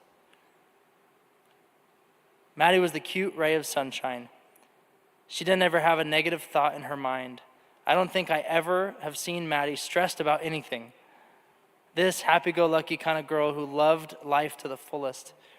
I got to know Maddie last year and loved her when I met her. And then I got the chance to get closer with her this year. I'm so lucky to have gotten to experience life with her in it. She had this passionate love for everyone. Everyone who knew her got to feel her love. And she was so compassionate to everyone and wanted everyone to be happy. She got this new hot pink puffy jacket and wore it everywhere. She was a very big pink color kind of girl. She would do this cute little skipping dance every time I saw her. She just had these cute little mannerisms that I loved. She was such a beautiful person inside and out. She had pretty much her whole life together. I missed seeing her little dances when we would go out and seeing her laugh and smile. I loved seeing her smile because when she would smile, you could see her eyes and her little button nose smile too. And Kaylee was one of the most hardworking, strong, driven people I have ever met. If she wanted to do something, she'd work for it. She was the kind of person that I look up to. She, like Maddie, had her whole life together. A few weeks ago, she had bought a Range Rover all by herself. When I went to see her and she had a brand new Range Rover, I remember just thinking, holy crap, Kaylee, I'm so proud of you, and she was able to buy it all by herself. Even though she was a girl so driven and hardworking, she loved to have fun and to joke around. She would come up to a couple of us and be like, guys, you know how I'm like such a prankster and just love to prank people? And she would start laughing and we would laugh and get all excited to do a little prank on one of our friends. And then we proceed to start the prank. Kaylee would just be laughing and smiling about how funny it was. She also had one of the brightest smiles, and I would always compliment her to make sure she knew she did. And she would be like, really? And get so happy when I complimented her. To my 4 best friends, who deserve to live a long, happy life, my life was greatly impacted to have known these 4 beautiful people. My people who changed my life in so many ways and made me so happy. I know it will be hard to not have the 4 of them in our lives, but I know Xana, Ethan, Maddie, and Kaylee would want us to live life and be happy, and they would want us to celebrate their lives. To the people I will always love forever, and to the people I will remember and miss so much, to Xana, Ethan, Maddie, and Kaylee. And this is from Bethany. Maddie, Kaylee, Xana, and Ethan were truly all one of a kind. They all lit up any room they walked into and were gifts to this world. I wish every day that I could give them all one last hug and say how much I loved them. I've thought a lot about what I would say to each of them if I could. Kaylee, you were truly one of the funniest people I've ever known. No matter what you said or what story you were telling, you found a way to make it so funny and have us all laughing. You were so sweet and giving. I was always so impressed by how you knew what you wanted and you would go after it and nothing would stop you. You always lit up a room with your big smile and big personality that was so lovable and enjoyable, and I will love and miss you forever. Ethan, you had the brightest, most fun personality. It was amazing how you could walk into a room and the whole vibe of the room would go up and everyone was just instantly happier. You always had the biggest smile on your face. Your smile and your laugh were so contagious. It made everyone want to be around you at all times because you were just such a good time and such a fun, happy person. You had so much love in your heart for everyone, but it especially shined in your relationship with Xana. The way you loved her was truly admirable and so special. It made people believe in true love. I love and miss you so much, Ethan. Xana, there was no one out there like you.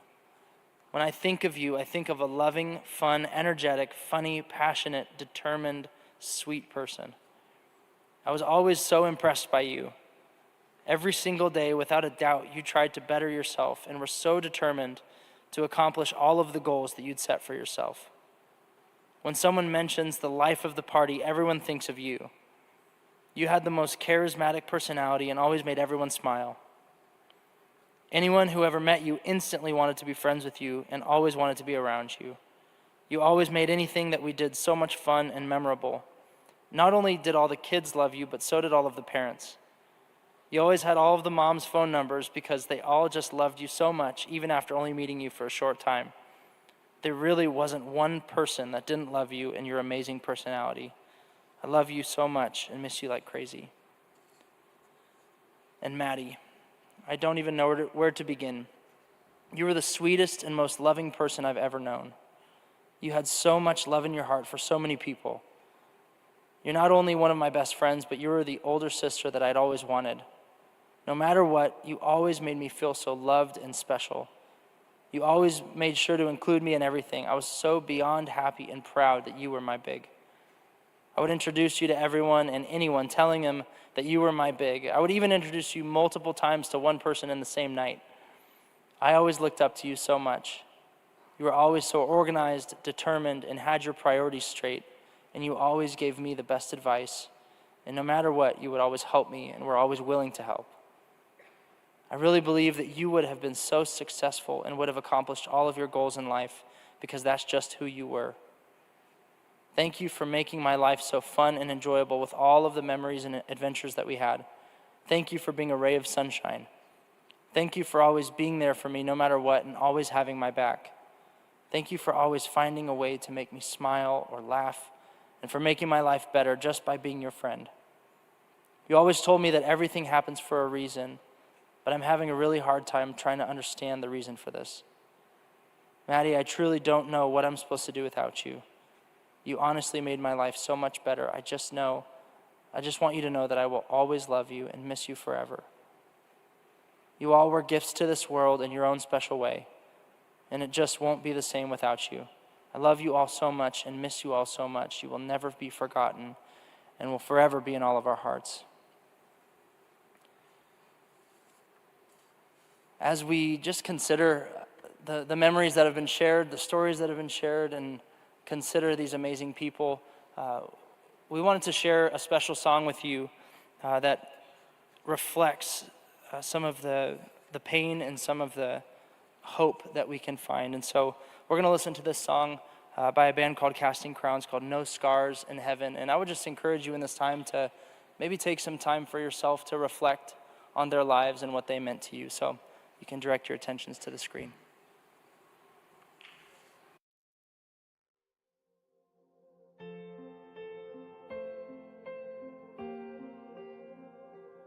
If I had only known the last time would be the last time, I would have put off all the things I had to do. I would have stayed a little longer, held on a little tighter. Now what I'd give for one more day with you.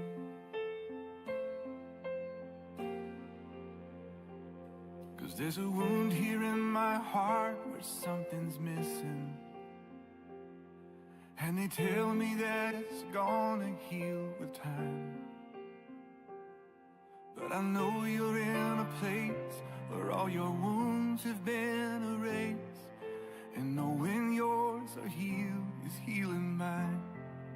The only scars in heaven that won't belong to me and you. There'll be no such thing as broken, and all the old will be made new.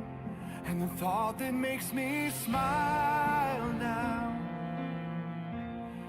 even as the tears fall down,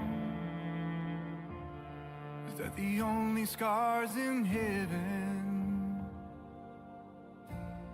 are on the hands that hold you now.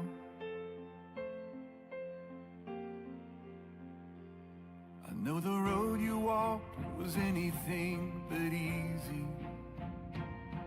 You picked up your share of scars along the way. Oh, but now you're standing in the sun. You fought your fight and your race is run.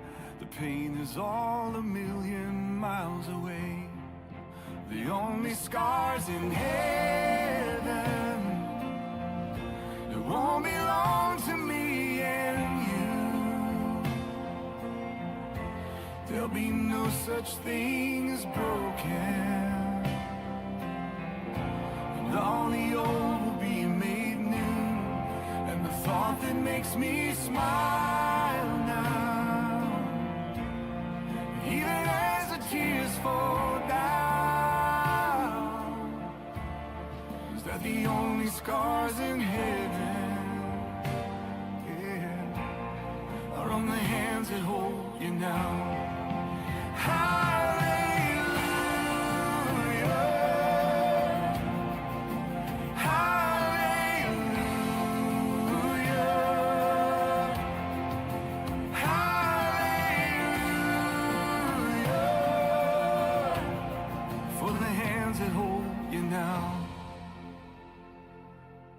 Not a day goes by that I don't see you. You live on in all the better parts of me. Until I'm standing with you in the sun, I'll fight this fight in this race I'll run, until I finally see what you can see. Oh, the only scars in heaven, they won't belong to me and you. There'll be no such thing as broken, and all the old will be made new. And the thought that makes me smile now, and even as the tears fall down, is that the only scars in heaven are on the hands that hold you now.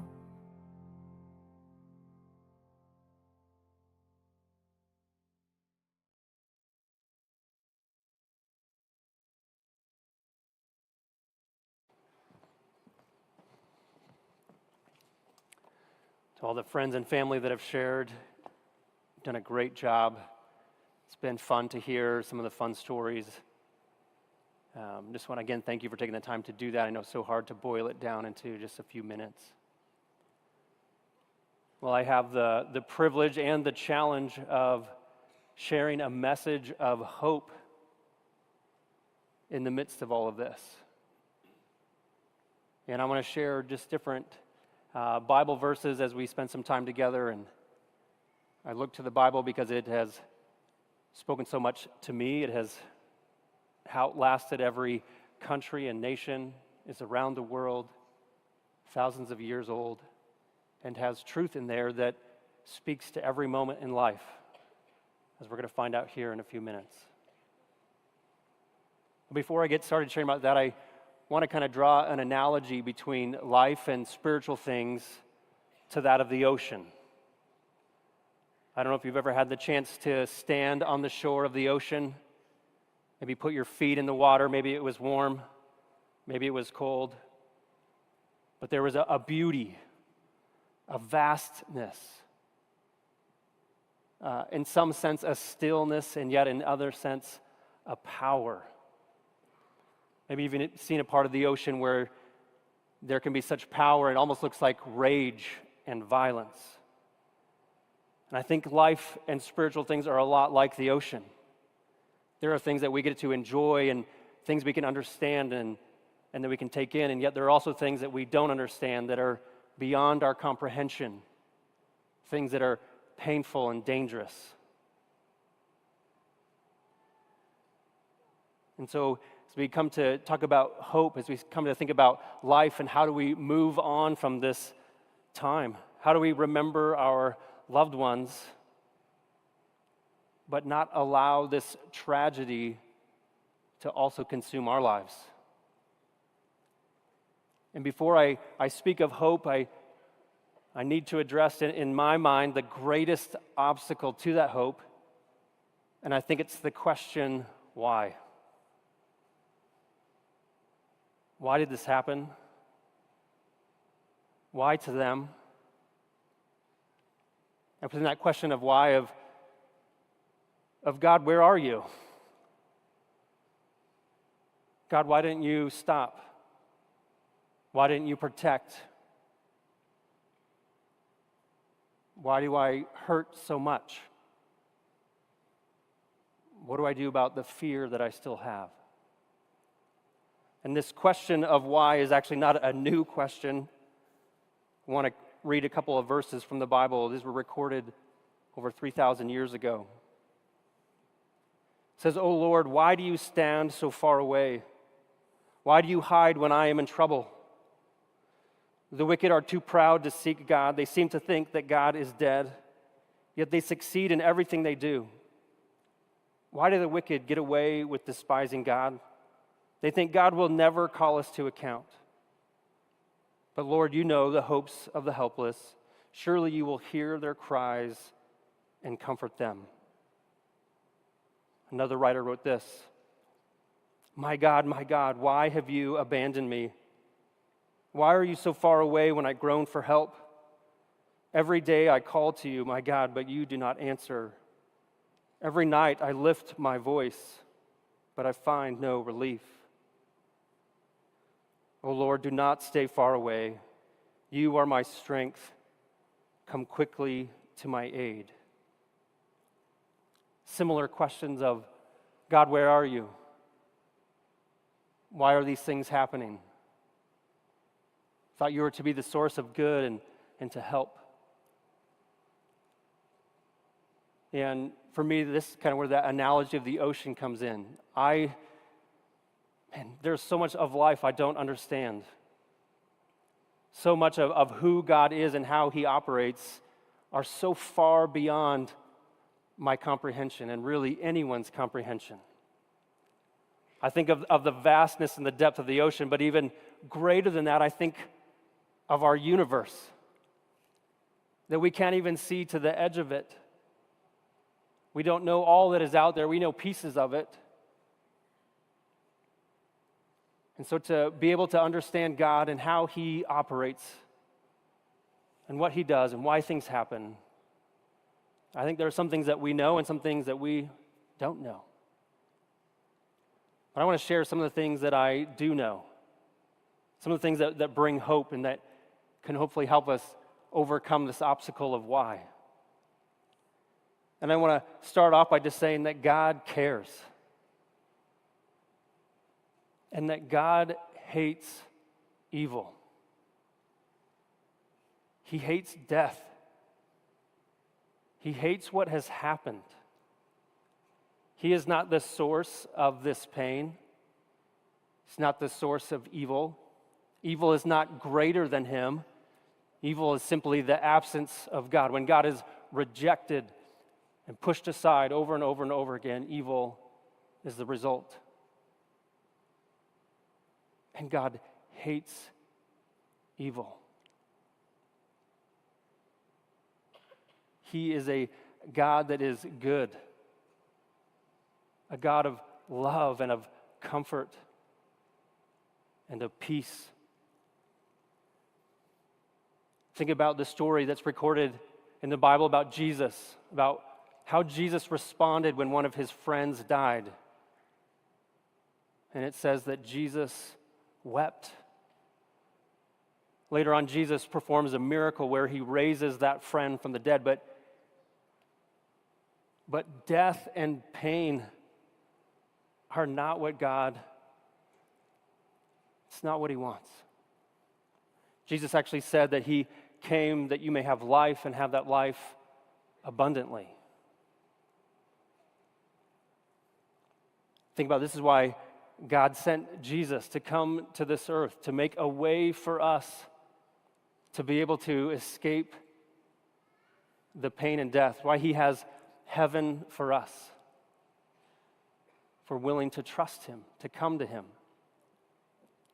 One of Jesus' closest friends had a vision of heaven, and he recorded that in the book of Revelation, and it says this. It says, "Then I saw a new heaven and a new earth, for the old heaven and the old earth had disappeared, and the sea was also gone. And I saw the holy city, the new Jerusalem, coming down from God out of heaven like a bride beautifully dressed for her husband. And I heard a loud shout from the throne saying, 'Look, God's home is now among his people. He will live with them, and they will be his people. God himself will be with them. And he will wipe away every tear from their eyes, and there will be no more death or sorrow or crying or pain. All these things are gone forever.'" This is the heart of God and what God has for those that are willing to come to him, those that are willing to reject the evil and accept the good that he is. To bring peace and life. And I want to share just two ways of how do we in this time, how do you move through this season? How do you overcome? One of those ways is by choosing good. One of the verses recorded in the Bible says, "Do not be overcome by evil, but overcome evil with good." The solution through this pain is goodness. It is love. It was encouraging to hear how many friends and family were speaking of the good they look forward to do in memory of the loss of their loved one. You will need to do that, to choose to press in to the good, to not allow the evil and the question and the heartache to consume you. Choose the good. This time that we're in right now, this time of mourning, this time of remembering, trying to work through and process is good for us. One of the ancient kings of Israel wrote this down about this time of mourning. He said, "It's better to spend your time at funerals than at parties. After all, everyone dies. So the living should take this to heart, that sorrow is better than laughter, for sadness has a refining influence on us. A wise person thinks a lot about death, while a fool thinks only about having a good time." My hope is, and you heard it many times, that as you think about the lives of those that have been taken, you hear all of the good, the ways that there was such positive impact. This is an opportunity for us to reflect on our own life. How do we take those qualities into who we are? How do we be people that choose good, that choose love, that seek to reach out to others and include others, to be that smiling face? And in the way that we need to do that is we need to do it together. And I just want to take a moment right now. If you are a U of I student, will you stand? And will you stay standing just for a minute? And I just want to address you for a minute. I know that for myself and many in this room, we have great concern for you and how you will work through this. Because even as those that have lived more years than you and seen more sorrow, but to try to fathom the heartache, the fear, the pain, and to not be consumed is overwhelming. And I want you to stand for a minute just to see and to remember that you are not alone. That you are not the only one in pain, the only one grieving, hurting, one with questions. And I want to encourage you that your way through, your way to not be overcome by this evil, but to overcome the evil with good is together, is to reach out to others, to talk about what you're feeling, the questions that you have, the hopes that you have, the dreams that you still have. Talk about the fun that you're having. Talk about the guilt that you might have because you're enjoying aspects of life, and yet that hurts to know that your friends aren't there. Talk about those things. Share those things. You're not alone. Go ahead and have a seat. Thank you for doing that. I think also for the rest of us, we need this reminder that our way to overcome tragedy and pain is together. As I said earlier, none of us deal with grief perfectly. We all will do and say things that we regret or that create pain for someone else. But we need to give grace. We need to choose the good. We need to look towards one another. But we will also need to, and this is, to me, is the kind of the second way that we maintain the good, is we will need to lean on our faith. When there are times when we have questions that go unanswered, our faith can be a place that stabilizes and encourages us. And the reality is we are all people of faith, regardless of what our faith is in. Maybe your faith is in a religious system or a scientific system or a moral system or a logical way of seeing things. But the reality is none of us know all things about life. All of us, our understanding comes to an end, and we have to choose to believe and to trust. And so the question is, where is your faith? What do you have it in, or who do you have it in? And I want to encourage you to have faith in God, to trust God. That even though things are difficult and you have questions that you may never get answers for, but to know that God is good and that He cares and that He loves. One of the most famous verses in the Bible is this reminder of how God cares, how He is the one that leads in doing the good, to not be overcome by the evil, and that's John 3:16. It says, "For this is how God loved the world, that He gave His one and only Son, so that everyone who believes in Him will not perish, but have eternal life. And God sent His Son into the world not to judge the world, but to save the world through Him." This is who God is. God's desire to be in relationship with you.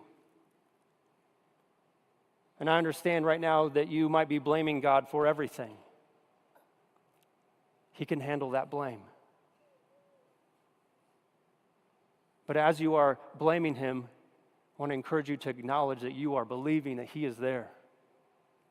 And he will not give up on you. He has love and good in store for you. Heaven, where all the death and sorrow and pain are gone. So what will you do? How will you overcome the heartache? How will you face the difficulty? Hopefully it will be together. It will be choosing the good. And again, I want to encourage you to do it with God. To look to him. To trust him. To lean on him to be your strength.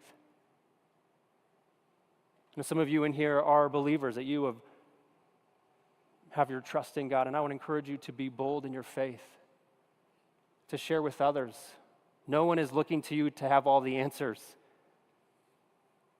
No one is looking to you to not grieve and be in pain.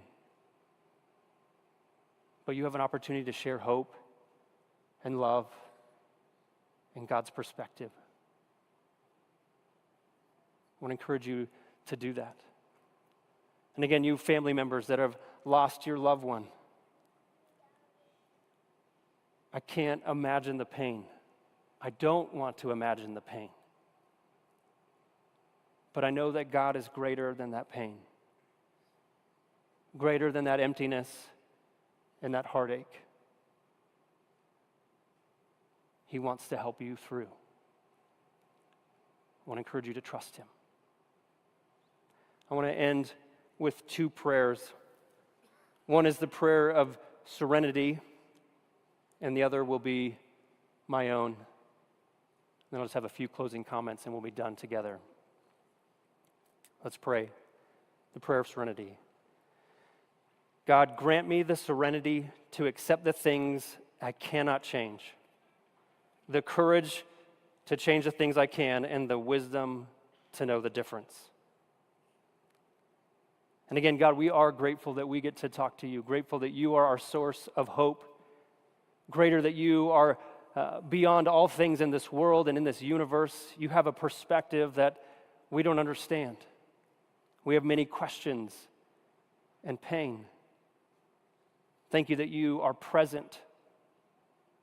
Thanks that you are good and that you love. Thanks that you have sent your son Jesus to this earth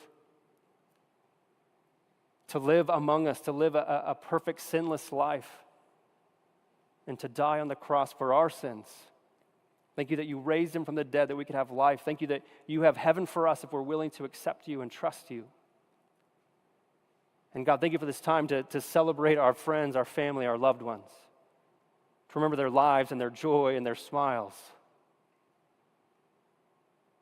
Thank you, and just pray these things in Jesus' name. Amen. Just a few things as we end. One is, I want to encourage you, if you are in a place of despair, not sure how to move on, I want to encourage you to get the help that you need. I know the University of Idaho has been doing well with the community there to provide resources. We've put some resources on the program, especially for those that are maybe watching online and you're not in this area. Some of those resources are around the nation. I want to encourage you to do that and to get that help, to help your friend or your family member get that help. Another thing I want to encourage you as we are getting ready to be done here today is there were some cards on your way in that were a card that you could share a memory of one of the lost loved ones. You can take one of those and share it. It's also online if you want to do it later. You can send that in and we'll share those with the families of different memories and fun times you had or things you appreciated and admired in their children. I know that they would really love to hear that from you. And so you'll be able to do that on your way out. Again, on behalf of the family, really want to thank you for being here. I'm going to go ahead and dismiss the family to head out to the lobby, and then those that have gathered, if you just wait a moment, let them get out there, and then you can go out and greet them and talk. Thanks for being here today. Family, you're dismissed.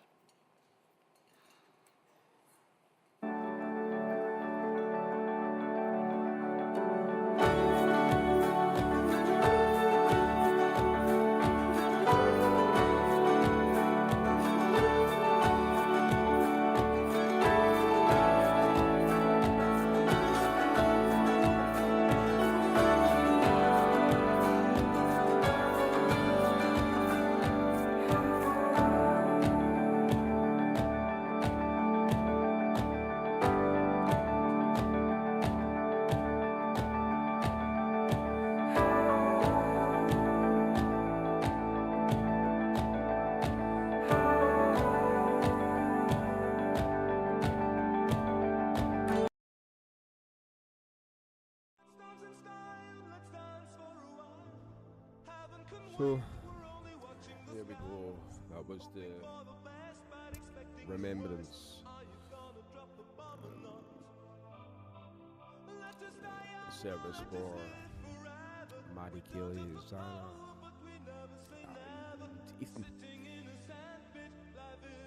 back in 2022. As I said, there was going to be no talking through that. I wasn't planning. There was a wee bit technical difficulties. Well, hopefully it wasn't so bad. So that is all from us tonight.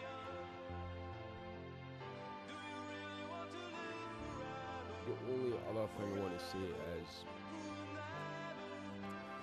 you know, some of the friends summed it up there during the service. You know, when you meet your when you see your family, just hug them that a little bit tighter. Don't forget to say you love them, because you know, you don't know when you won't be able to say that. Okay, so I just wanted to get that out there, honestly.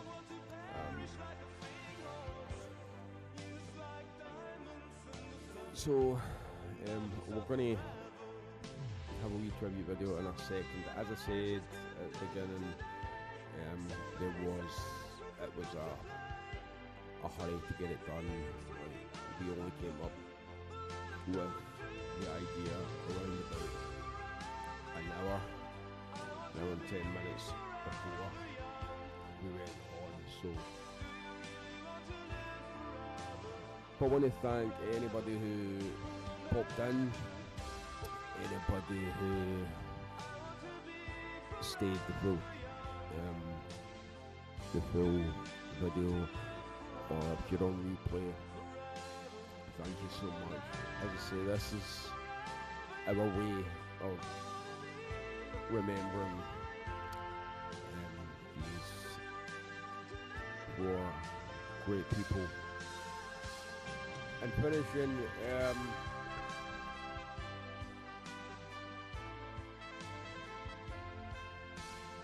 just want to say that,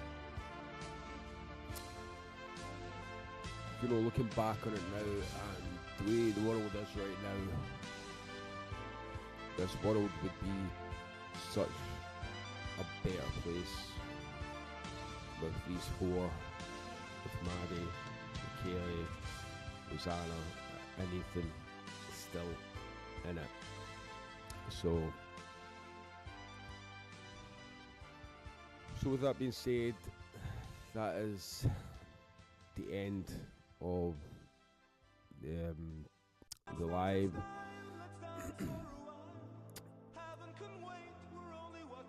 As far as other videos go, I'm not going to speak about them here. We are going to put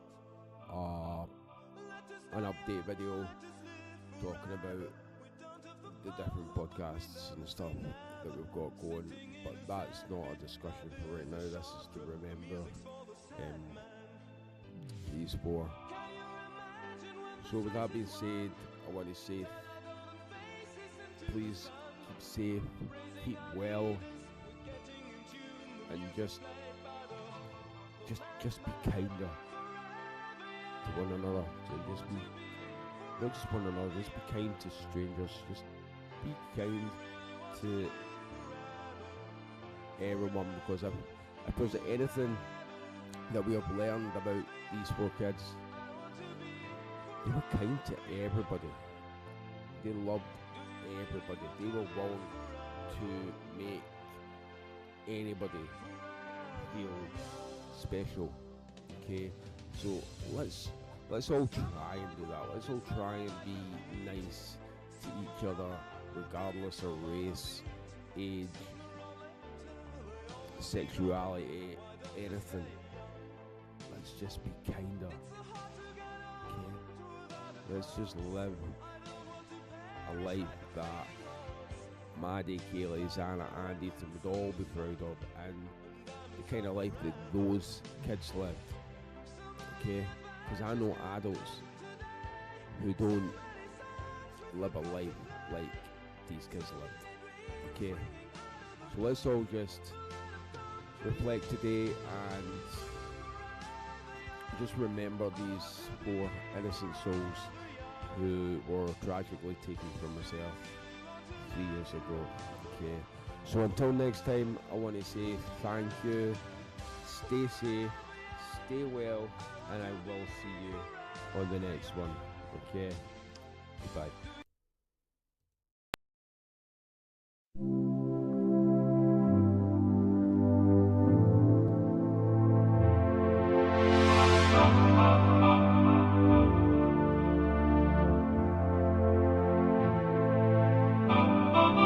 Let's dance in style, let's dance for a while. Heaven can wait, we're only watching the skies. Hoping for the best, but expecting the worst.